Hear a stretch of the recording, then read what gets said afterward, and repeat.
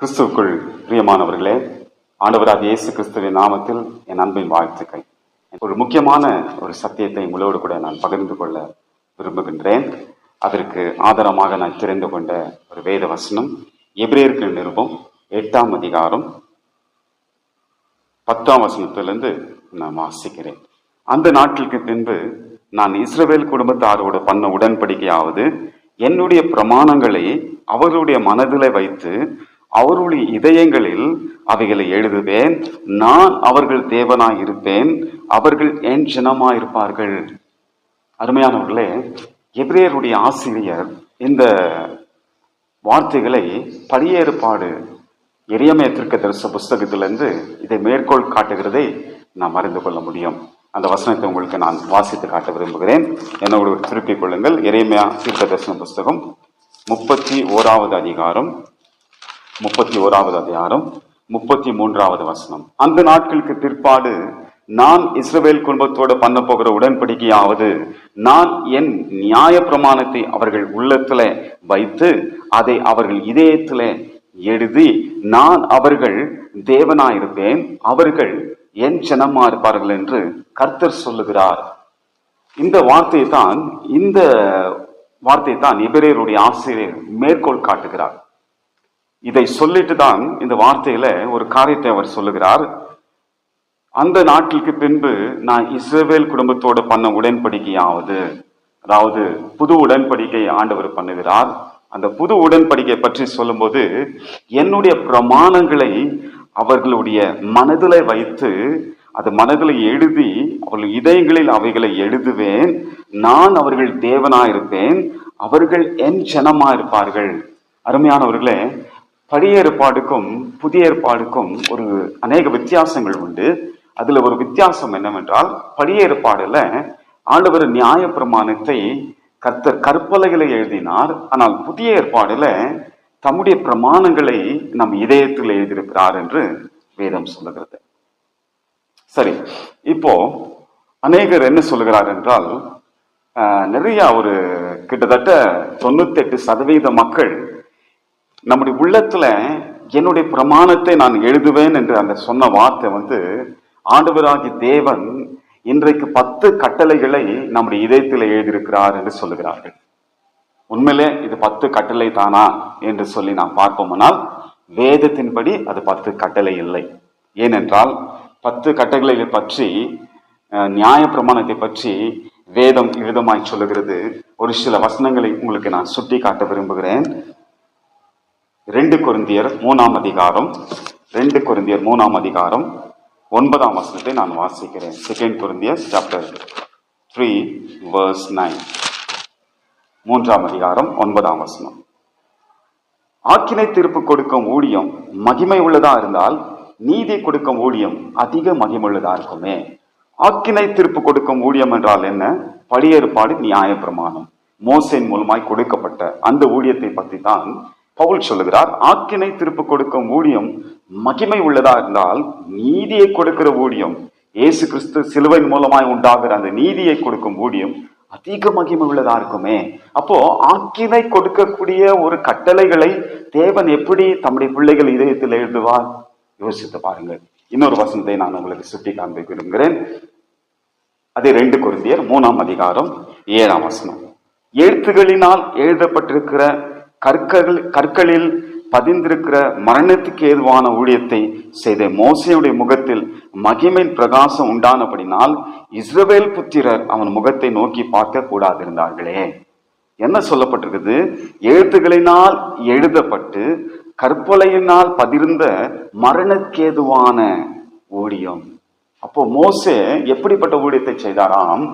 மரணத்துக்கு ஏதுவான ஊழியம். இது நான் சொல்லவில்லை, வேதமே சொல்லுகிறது. அப்போஸ்தலனாகிய பவுல் பழைய ஏற்பாடை நன்றாக சிஸ்டமேட்டிக்காக கிரமமாக கற்றறிந்தவர். அவரை சொல்லுகிறார், எழுத்துகளினால் எழுதப்பட்ட, அதாவது நியாயப்பிரமாண எழுத்துகளினால் எழுதப்பட்ட கற்பலைகளில் பதிந்திருக்கிற மரணத்துக்கு ஏதுவான ஊழியத்தை செய்த மோசேயுடைய முகம் அவ்வளவு பிரகாசமா இருந்ததே என்று சொல்லி நோக்கி கூட பார்க்க முடியாது இருந்தே சொல்லுகிறார். அப்போ மரணத்துக்கு ஏதுவான எழுத்துக்களை எப்படி தேவன் நம்முடைய இதயத்தில் அவர் எழுதுவார்? ஜஸ்ட் திங்க் பண்ணி பாருங்க, யோசித்து பாருங்க. இன்னொரு வசனத்தை உங்களுக்கு சுட்டி காண்பிக்க விரும்புகிறேன். கலாத்தியர்கள் நிருபம் 3ஆம் அதிகாரம், கலாத்தியர் 3ஆம் அதிகாரம் 10ஆம் வசனத்தை நான் வாசிக்கிறேன். The book of Galatians chapter 3 verse 10. நியாயப்பிரமாணத்தின் கிரியைகளுக்காராகிய யாவரும் சாபத்துக்கு உட்பட்டிருக்கிறார்கள். நியாயப்பிரமாண புஸ்தகத்தில் எழுதப்பட்டவைகள் எல்லாம் செய்யத்தக்க அவைகளில் நிலைத்திராதவன் எவனோ அவன் சபிக்கப்பட்டவன் என்று எழுதியிருக்கிறதே. நியாயப்பிரமாணத்தின் கிரியைக்காரர் அப்படி என்றால் நியாயப்பிரமாணத்தை முழுவதும் கடைபிடிக்கிற கிரியை செய்பவர்கள். அவர்கள் எப்படி இருக்கிறார்களாம்? சாபத்துக்கு உட்பட்டிருக்கிறார்கள். அப்போ சாபத்துக்கு உட்பட்டிருக்கிறதான ஒரு மனுஷனை சாபத்துக்குள் போடுகிறதான அந்த தேவனுடைய கட்டளைகளை எப்படி தேவன் புதிய ஏற்பாடு கிறிஸ்துவாக இதயத்தில் தேவன் எப்படி எழுதுவார்? யோசித்து பாருங்கள். இன்னொரு வசனத்தை நான் உங்களுக்கு வாசித்து காட்ட விரும்புகிறேன். ரோமர்கள் நிருபம் 7ஆம் அதிகாரம் 6ஆம் வசனம். The book of Romans chapter 7 verse 6. 7ஆம் அதிகாரம் 6ஆம் வசனம். இப்பொழுதோ நாம் பழமையான எழுத்தின்படி அல்ல, புதுமையான ஆவியின்படி ஊழியம் செய்யத்தக்கதாய் நம்மை கட்டிருந்த நியாய பிரமாணத்துக்கு நாம் மரித்தவர்களாகி அதினின்று விடுதலை ஆக்கப்பட்டிருக்கிறோமே. அருமையானவர்களே, இந்த வார்த்தையில நியாய பிரமாணம் நம்மை கட்டி இருக்கிறதா? அது நம்ம என்ன பண்ணிருக்கிறது? கட்டி வைத்திருக்கிறது. நம்ம பவுண்ட் பண்ணிருக்கிறது, கட்டி வைத்திருக்கிறது. அப்போ கட்டி வைத்திருக்கிற அடிமதனத்துக்கு உட்படுத்துகிற இந்த நியாய பிரமாணத்தை தேவன் எப்படி புதிய ஏற்பாடு புது உடன்படிக்கை கிறிஸ்தவர்கள் நம்முடைய இதயத்துல தேவன் எழுதுவார்? இந்த வசனத்தெல்லாம் கொஞ்சம் யோசித்து பாருங்க. அப்போ தேவன் எபிரேயர் 8ஆம் அதிகாரத்துல சொல்லப்பட்ட என்னுடைய பிரமாணங்களை நான் என் பிள்ளைகள் இதயத்தில், என்னுடைய மக்கள் இதயத்தில் எழுதுவேன் என்று சொன்னாரே, அது எந்த பிரமாணம்? நியாய பிரமாணமா?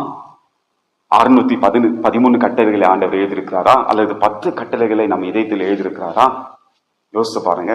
அநேகர் சொல்லுவாங்க, பழைய ஏற்பாடுல நியாய பிரமாணத்துக்கு கீழ்ப்படுகிறதுக்கு கிருபை இல்லை, ஆனால் புதிய ஏற்பாடுல இந்த 10 கட்டளைலாம் கீழ்ப்படுவதற்கு நமக்கு கிருபை கொடுக்கப்பட்டிருக்குதுன்னு சொல்றாங்க. ஆனால் அப்படி இல்லை. கிருபை என்பதே வேற. கிருபை என்பதே முற்றிலும் புது உடன்படிக்கையின் காரியம். அது அருமையானவர்களே, அப்போ அந்த நியாய பிரமாணத்தை தேவன் நம் இதயத்தில் எழுதவில்லை. அதற்கு பதிலாக ஆண்டவர் சொல்லும் போது இந்த வார்த்தை நல்லா கவனிச்சு பாருங்க. மீண்டுமா நான் படிக்கிறேன். அந்த நாட்களுக்கு பின்பு நான் இஸ்ரவேல் குடும்பத்தாரோட பண்ண உடன்படிக்கையாவது என்னுடைய பிரமாணங்களை, மை லாஸ் அப்படி என்று சொல்லுகிறார். பழைய ஏற்பாடு காலத்துல எரேமியா 31ஆம் அதிகாரம் 31ஆம் வசனத்துல சொல்லும் பொழுது நியாய பிரமாணத்தை நான் இதயத்துல எழுதுவேன் என்று ஆண்டவர் சொன்னார். ஆனால் இந்த இடத்துல என்னுடைய பிரமாணத்தை என்று ஆண்டவர் சொல்லுகிறார். என்னுடைய பிரமாணங்கள். அப்போ கிறிஸ்துவின் பிரமாணங்கள். அப்போ நாம் இதயத்தில் எழுதப்பட்ட அந்த எழுத்துக்கள், தேவன் எழுதியிருக்கிற அந்த எழுத்துக்கள் என்ன பிரமாணம் என்றால் the law of Christ, கிறிஸ்துவின் பிரமாணம். ஹல்லேலூயா, கிறிஸ்துவின் பிரமாணம். அருமையானவர்களே, இன்றைக்கு நம்ம இதயத்தில் எழுதியிருக்கிற அந்த கட்டளைகள் வேற எதுவும் கிடையாது. நியாயப்பிரமாணம் கிடையாது, 10 கட்டளைகள் கிடையாது. வேதம் அதெல்லாம் சாபத்துக்கு உட்பட்டிருக்கிறது, அதை ஒருவனும் செய்ய முடியாது என்பதெல்லாம் நாம் வாசித்தோம். ஆனால் இன்றைக்கு நம் இதயத்தில் எழுதப்பட்ட வார்த்தை எதுவென்றால் கிறிஸ்துவின் பிரமாணம். அப்போஸ்தலனாகிய பவுல் கலாத்தியர் 5ஆம் அதிகாரத்தில் 6ஆம் அதிகாரத்தில் அவர் சொல்லும் போது சொல்லுகிறார், ஒருவர் பாரத்தை ஒருவர் சுமந்து இப்படியே கிறிஸ்துவின் பிரமாணத்தை நீங்கள் நிறைவேற்றுங்கள். அந்த வசனத்தை உங்களுக்கு நான் வாசித்து காட்ட விரும்புகின்றேன். கலாத்தியர்கள் நிருபம் 6ஆம் அதிகாரம், கலாத்தியர்கள் நிருபம் 6ஆம் அதிகாரம். அருமையான ஒரு வார்த்தை. இவைகளெல்லாம் நாம் அறிந்து கொள்ள வேண்டும். 6ஆம் அதிகாரம் 2ஆம் வசனம், ஒருவர் பாரத்தை ஒருவர் சுமந்து இப்படியே கிறிஸ்துவனுடைய பிரமாணத்தை நிறைவேற்றுங்கள். அப்போ கிறிஸ்துவின் பிரமாணம் என்று ஒன்று உண்டு. அது எப்போ வந்தது? இயேசு கிறிஸ்து காட்டி கொடுக்கப்பட்ட ராத்திரில அப்பத்தை எடுத்து பிட்டு இதை வாங்கி புசியுங்கள், இதனுடைய சரீரமா இருக்கிறது என்று சொல்லி அந்தபடியே பாத்திரத்தை எடுத்து என் ரத்தத்தில் ஆகிய புது உடன்படிக்கையின் ரத்தமா இருக்கிறது என்று சொன்னார் பாருங்க. அன்றைக்கு கிறிஸ்துவின் பிரமாணத்தை தேவன் நிறைவேற்றினார். கிறிஸ்துவின் பிரமாணத்தை கொண்டு வந்தார். சிலுவையில் மரித்த பொழுது முடிந்தது என்று சொல்லி ஆண்டவர் இட் இஸ் finished, முடிந்தது என்று சொல்லி நியாய பிரமாணத்தை முடித்து வைத்து ஆண்டவர் என்ன செய்கிறார் என்றால் கிறிஸ்துவின் பிரமாணத்தை தொடங்கி வைக்கிறார். அப்ப கிறிஸ்துவின் பிரமாணம் என்றால் என்ன? கிறிஸ்துவின் பிரமாணம் என்றால் என்ன? 3 காரியம், அதாவது 3 பிரமாணங்களை நம் இதயத்தில் ஆண்டவர் எழுதி வைத்திருக்கிறார். அதன் பிரகாரம் தான் இன்றைக்கு நாம் வாழ்ந்து கொண்டிருக்கிறோம். அருமையானவர்களை, இவைகளை அறிந்து கொள்ளுங்கள். ஒருவேளை இது புதுவிதமா இருக்கிறதே என்று சொல்லி நாம் யோசிக்கலாம். ஆனால் இதுதான் சத்தியம். இதை அறிந்து கொள்ளுங்கள். வேதம் சொல்லுகிறது, முதலாவது ஆண்டவர் எந்த பிரமாணத்தை அவர் எழுதினார்தான், the law of love, அன்பின் பிரமாணம். the law of love, அன்பின் பிரமாணத்தை தேவன் நம்முடைய மனதில் எழுதியிருக்கிறார். வாசிக்கலாம். யோவான் எழுதின சுவிசேஷ புஸ்தகம் வாசித்து நான் காட்ட விரும்புகிறேன். யோவான் 13ஆம் அதிகாரம் 34வது வசனம். யோவான் 13ஆம் அதிகாரம் 34ஆம் வசனம். நீங்கள் ஒருவரில் ஒருவர் அன்பா இருங்கள். நான் உங்களில் அன்பா இருந்தது போல நீங்களும் ஒருவரில் ஒருவர் அன்பா இருங்கள் என்ற புதிதான கட்டளையை நான் உங்களுக்கு கொடுக்கிறேன். புதிதான கட்டளை, the new commandment ஆண்டவர் சொல்கிறார். இது புதிதான கட்டளை, நீங்கள் ஒருவரில் அன்பா இருங்கள். அருமையானவர்களே, ஆண்டவர் சொல்லும் போது, நீங்க உங்களை பார்த்து என்னுடைய சீஷர்கள் என்று தெரிந்து கொள்ள வேண்டும் என்றால் நீங்கள் ஒருத்தருக்கு ஒருத்தர் அன்பு கூறுங்க. அப்ப அன்பின் பிரமாணத்தை நம் இதயத்தில் ஆண்டவர் எழுதி வைத்திருக்கார். வேதம் சொல்லுகிறது, நாம் ரட்சிக்கப்பட்ட பிற்பாடு பரிசுத்த ஆவியின் அபிஷேகத்தின் மூலமாய் தேவனுடைய அன்பு நம் இதயத்தில் ஊற்றப்பட்டிருக்கிறது. அருமையானவர்களே, பழைய ஏற்பாடு காலத்துல ஆண்டவர் அன்பு கூறுங்கள் என்று சொன்னார். ஒருவர் அன்பு கூறுங்கள் என்று சொல்லலாம். உன் தேவனாய் கர்த்தரிடத்துல அன்பு கூறுவாயாக, நீ உன்னில் அன்பு கூறல பிறனில் அன்பு கூறுவாயாக, இப்படியெல்லாம் ஆண்டவர் சொல்லியிருக்கிறார். ஆனால் பழைய ஏற்பாடு காலத்துல ஒரு எக்ஸாம்பிள் இல்லை, ஒரு எக்ஸாம்பிள் கிடையாது, அதாவது ஒரு உதாரணம் கிடையாது. யாரையும் ஆண்டவர் உதாரணமாய் வைக்கவில்லை. ஆனால் புதிய ஏற்பாடு காலத்துல ஆண்டவர் சொல்லும் போது, நீங்கள் ஒருவர் அன்பா இருங்கள், நான் உங்களில் அன்பா இருந்தது போலவே. அதுதான் முக்கியம். அதைத்தான் வலியுறுத்தி சொல்லுகிறேன். நான் உங்களில் அன்பா இருந்தது போல. அப்போ ஆண்டவராக இயேசு கிறிஸ்து ஒரு மாதிரியாக இன்றைக்கு வைக்கப்பட்டிருக்கிறார். அவர் அன்பு கூர்ந்தது போலவே, இயேசு அன்பு கூர்ந்தது போலவே இன்றைக்கு நாம் ஒருவருக்கு ஒருவர் அன்பு கூற கடவோம். அந்த அன்பின் பிரமாணத்தை தான் நமக்குள்ள இருந்து இயக்கி கொண்டிருக்கிறார் ஆண்டவர். இன்றைக்கு பார்க்கும்போது கிறிஸ்துவனுக்கு ஒரு பெரிய அடையாளம் என்னவென்றால் அன்பு தான். அன்பு இல்லை என்றால் ஒன்றும் இல்லை. 1 கொரிந்தியர் 13ஆம் அதிகாரத்தை வாசித்து பாருங்கள். மலையை பெயர்க்கத்தக்க விசுவாசம் எனக்கு இருந்தாலும் அன்பு இல்லாவிட்டால் ஒன்றுமில்லை என்று சொல்லுகிறார். அருமையான தேவ பிள்ளைகளை, இந்த அன்பின் பிரமாணத்தை நம் இதயத்தில் எழுதி வைத்திருக்கிறார். நியாய பிரமாணம் அல்ல, கிறிஸ்துவின் பிரமாணம், அன்பின் பிரமாணத்தை கர்த்தர் எழுதி வைத்திருக்கிறார். அது மாத்திரமல்ல, அடுத்தது the law of spirit of life, அதாவது ஆவியின் பிரமாணம். அடுத்து ஆண்டவர் என்ன எழுதி வைத்திருக்கிறார்? ஆவியின் பிரமாணம். வாசிக்கலாம். ரோமர்கள் நிருபம் 8ஆம் அதிகாரம், the book of Romans chapter 8. இதுல ஒரு வசனத்தை, இந்த வசனத்தின் மூலமா நாம் அறிந்து கொள்ள போகிறோம். ரோமர்கள் நிருபம் 8ஆம் அதிகாரம் 2ஆம் வசனம். கிறிஸ்து இயேசுவினால் ஜீவனுடைய ஆவியின் பிரமாணம் என்னை மரணம் என்பவர்களின் பாவம், மரணம் என்பவர்களின் பிரமாணத்தினின்று விடுதலை ஆகிற்று. அப்போஸ்தலனாகிய பவுல் சொல்கிறார், கிறிஸ்து இயேசுவினால் ஜீவனுடைய ஆவியின் பிரமாணம், the law of life, the law of spirit of life, ஆவியின் ஜீவனின் பிரமாணம் என்னை பாவம், மரணம் என்பவர்களின் பிரமாணத்திலிருந்து விடுதலை ஆக்கப்பட்டிருக்கிறதே, விடுதலை ஆகிற்று என்று சொல்கிறார். அருமையானவர்களே, அடுத்த பிரமாணம் நமக்குள்ள ஆண்டவர் என்ன எழுதியிருக்கிறார் தெரியுங்களா? ஆவியின் பிரமாணம், the spirit of life, the law of spirit of life. ஆவியின் பிரமாணம் நமக்குள்ள வைத்துட்டு இருக்கு. அதனால்தான் இன்றைக்கு பாவத்தை மேற்கொள்ளும்படி நமக்கு ஆவியின் பிரமாணம் கொடுக்கப்பட்டிருக்கிறது. நீங்கள் ஆவியின்படி நடந்தால் மாம்ச இச்சையை நிறைவேற்றாதிருப்பீர்கள் என்று சொல்லி சத்திய வேதம் சொல்கிறது. கிறிஸ்துக்கு உட்பட்டவர்களா இருந்து ஆவில நடக்கிறவர்களுக்கு ஆக்கின திருப்பில்லை என்று வேதம் சொல்கிறது. பரிசுத்த ஆவியானவர் வேறொரு தேற்றவாளனை இந்த உலகத்தில் அனுப்பின ஒரே நோக்கம், அந்த ஆவியின் பிரமாணத்தை நமக்குள்ள இயக்க வைத்து பாவத்தை மேற்கொள்கிறதான பலத்தை தேவன் நமக்கு தருகிறார். ஆனால் தான் ஆண்டவருடைய வார்த்தை சொல்லுகிறது. ரோமர்கள் நிருபம் 6ஆம் அதிகாரம் 14ஆம் வசனத்துல தேவனுடைய வார்த்தை சொல்லுகிறது, நீங்கள் நியாய பிரமாணத்துக்கு கீழ்ப்பட்டிராமல் கிருபைக்கு கீழ்ப்பட்டிருக்கிறபடினால் பாவம் உங்களை மேற்கொள்ள மாட்டாது. அருமையானவர்களே, நம்ம இன்றைக்கு எப்படிப்பட்ட பிரமாணத்துல இயங்கி கொண்டிருக்கிறோம்? ஆவியின் பிரமாணம்.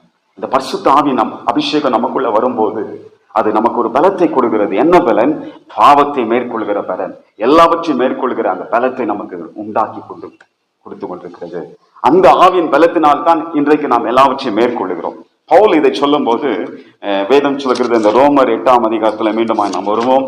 ரோமர் 8ஆம் அதிகாரத்துல பார்க்கும்போது அதுல குறிப்பாக நீங்க பாத்தீங்கன்னா 7ஆம் அதிகாரத்துல ஒரு வார்த்தை சொல்லிட்டு பிற்பாடு தான் அந்த வார்த்தையை நாம் அவர் சொல்லுகிறதை நாம் பார்க்க முடியும். அந்த வசனத்தை நான் வாசிக்க விரும்புகிறேன். ரோமர் 7ஆம் அதிகாரம் 24ஆம் வசனத்துல நான் படிக்கிறேன். நிர்பந்தமான மனுஷன் நான், இந்த பிரமாணத்தினின்று, இந்த மரண சரீரத்தினின்று யார் என்னை விடுதலை ஆக்குவார்? நிர்பந்தமான மனுஷன் நான், இந்த மரண சரீரத்தினின்று யார் என்னை விடுதலை ஆக்குவார்? ஒரு பெரிய கொஸ்டின் மார்க். அடுத்து சொல்லுகிறார், நம்முடைய கர்த்தராகிய இயேசு கிறிஸ்துவின் மூலமாய் தேவனை ஸ்தோத்திரிக்கிறேன்.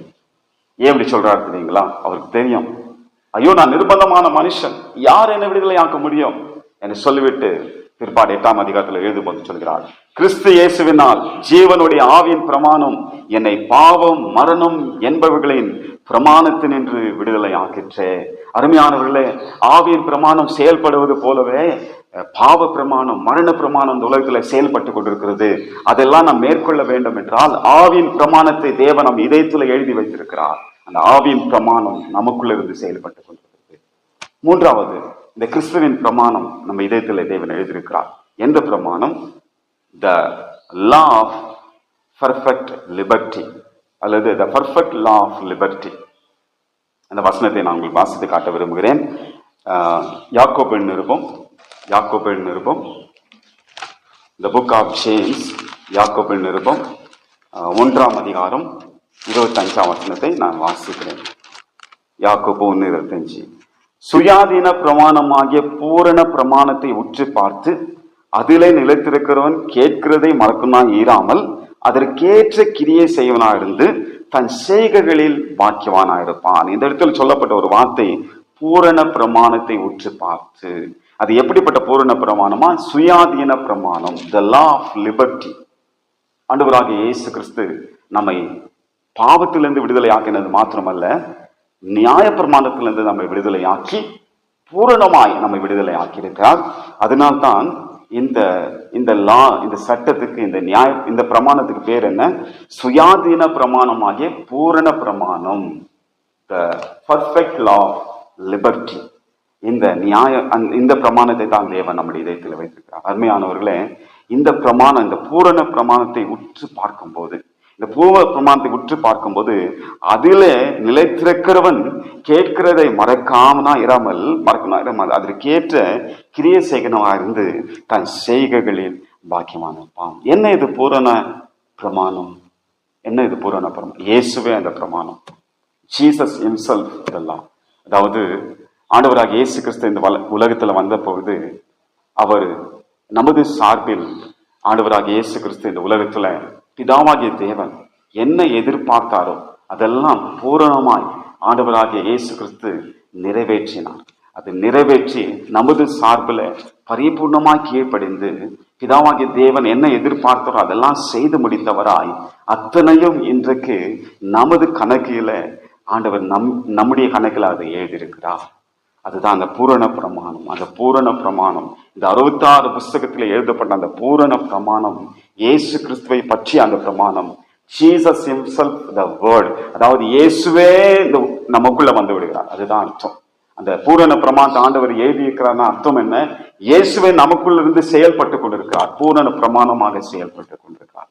அருமையான தேவ பிள்ளைகளை, அப்போ ஆண்டவராக தேவன் சொல்லி, என்னுடைய பிரமாணங்களை நான் அவர்கள் இதயத்தில் எழுதி நான் அவர்கள் தேவனாயிருப்பேன், அவர்கள் என் ஜனமாயிருப்பார்கள் என்று சொல்லுகிற காரியம் நியாயப்பிரமாணம் அல்ல, 10 கட்டளைகள் அல்ல, இந்த 3 பிரமாணங்களை தான் கிறிஸ்துவின் பிரமாணமாக நம் இதயத்தில் வைத்திருக்கிறார். இப்படிப்பட்ட பிரமாணங்கள் உடையவர்களாய் நாம் வாழ்ந்து கொண்டிருக்கிறோம். இது